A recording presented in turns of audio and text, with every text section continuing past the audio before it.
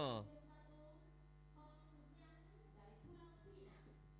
Hong Xian berada di kedudukan yang kedua ketika ini. Beliau memerlukan 800 meter yang cukup besar untuk memintas Chan Yen-Yi. Darren Denisa seorang lagi yang mempunyai lebih 3000. Raja Nur Ain buat masa ini mempunyai 2872 mata. Izzatun Nabila 2746 mata. Dari Pulau Pinang juga Chan Yen-Yi, beliau sedang mendahului ketika ini 3612 mata setelah 6 disiplin sebelum ini. Beliau mendapatkan 344 mata daripada Rejam Lembing. Dan itu dia, terus saja dimulakan dengan menyaksikan terus saja di seberang sana itu Chan Yen-Yi yang ingin memintas terlebih dahulu. Tetapi perhatikan juga kepada keberadaan Hong Xian kerana mereka berdua sekarang ini hanya dibezakan dengan 142 mata sahaja untuk mendapatkan pingat emas ataupun perak. Jadi Hong Xian akan mengharapkan Chan Yen-Yi tidak mempunyai 800 meter yang terbaik. Tetapi jika dilihatkan, mereka adalah 1 dan 2 pada ketika ini, dengan Hong Xian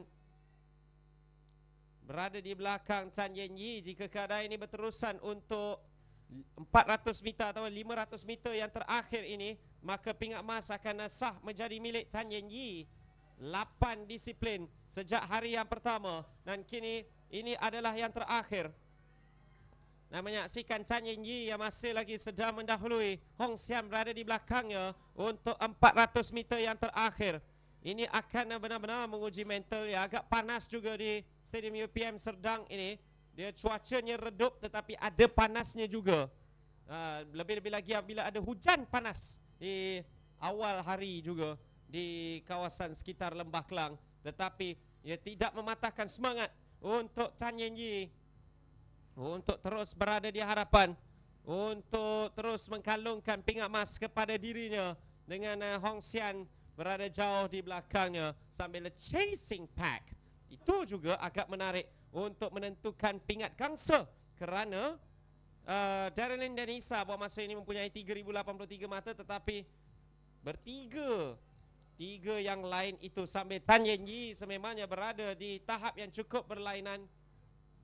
Sambil saya memikirkan Darren Denisa yang kini berada di kedudukan yang ketiga untuk menamatkan acara heptathlon ini 800 meter, dengan Chan Yen-Yi sememangnya cukup jauh, sememangnya cukup unggul, dan beliau akan mengesahkan pingat emas untuknya dengan larian yang cukup bertenaga, sekurang-kurangnya meninggalkan pesaing yang lain dengan lebih 50 meter. Dan itu adalah pengesahannya untuk Chan Yen-Yi dari Pulau Pinang yang akan mengesahkan pingat emasnya dengan kemenangan pada acara 800 meter.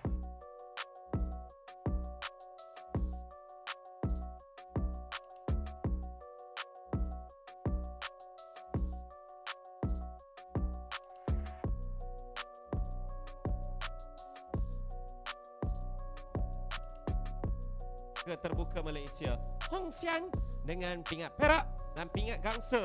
Itu sahaja yang kita belum tahu lagi, kerana Raja Nur Ain yang kini berada pada ataupun berada di belakang Darren Denisa sebanyak 211 mata.